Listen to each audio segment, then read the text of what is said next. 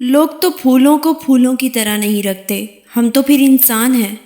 ساری عزت اور ساری بلندیاں رب کے آگے جھکنے سے ملتی ہیں۔ حضرت علی رضی اللہ عنہ نے فرمایا، دینا شروع کر دو، آنا خود ہی شروع ہو جائے گا، عزت بھی اور رزق بھی۔ خود کو سب سے بہتر سمجھ لینا یہ ایک ایسی بیماری ہے جو انسان کو کسی قابل نہیں چھوڑتی۔ حضرت علی رضی اللہ عنہ نے فرمایا، مومن وہ نہیں جس کی محفل پاک ہو، بلکہ مومن وہ ہے جس کی تنہائی پاک ہو۔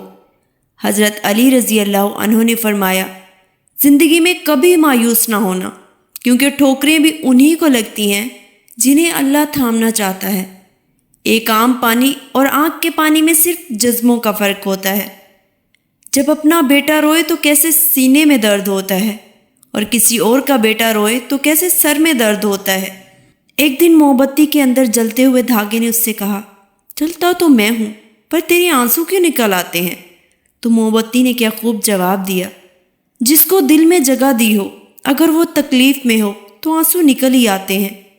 نماز نہ پڑھنا ایک ایسی بیماری ہے جو اللہ کے ناراض ہونے کی نشانی ہے۔